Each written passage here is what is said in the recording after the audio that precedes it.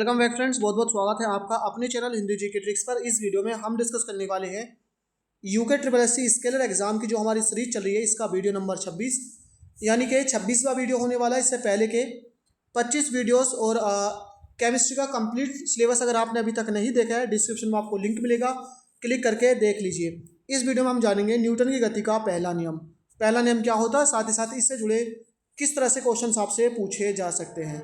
तो इस नियम के अनुसार यदि कोई वस्तु ब्राह्म अवस्था में है तो वह ब्राह्म अवस्था में रहेगी, और यदि एक समान गति कर रही है तो उसी वेग से चलती रहेगी जब तक उस पर कोई बाह्य बल लगाकर उसकी अवस्था में परिवर्तन नहीं किया जाए। यानी ये क्या कहता है कि अगर कोई वस्तु ब्राह्म अवस्था में है तो ब्राह्म में ही रहेगी।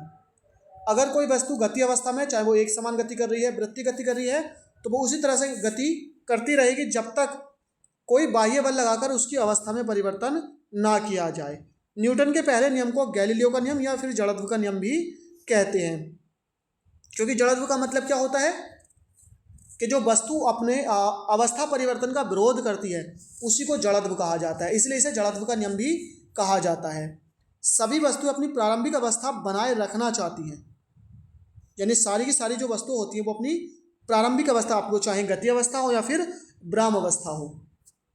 हथेड़ों को जमीन पर मारकर उसके हत्थे को कसा जाता है। आपने देखा होगा हथौड़े को जमीन पर मारते हैं, या फिर आपने देखा होगा उसको क्या करते हैं, क्योंकि हथौड़ा इस तरह से होता है, यहाँ पर उसका हत्था इस तरह से निकला होता है ना, और उसको जमीन पर मारा जाता है या फिर उसको दीवार पर मारा जाता है। तो उससे होता क्या है कि जो बल लगता है वो किस पर लगता है, लकड़ी पर लगता है ना, पीछे को बल लगता है लकड़ी पर, जिससे क्या होता है हथौड़ा नीचे को हो जाता है और कस जाता है।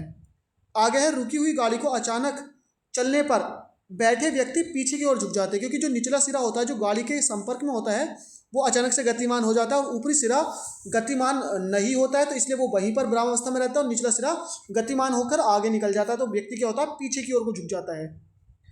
आगे है, चलती गाड़ी के अचानक रुकने पर बैठे व्यक्ति आगे की ओर झुक जाते हैं। सेम होता है, आगे की ओर क्यों झुकते हैं, क्योंकि जो व्यक्ति मान लीजिए सीट पर बैठा है, तो जब गाड़ी रुक जाएगी तो निचला हिस्सा सीट के साथ ब्राह्म अवस्था में आ जाएगा और जो ऊपरी हिस्सा होता है वो क्या होता है, गतिमान अवस्था में रहता है।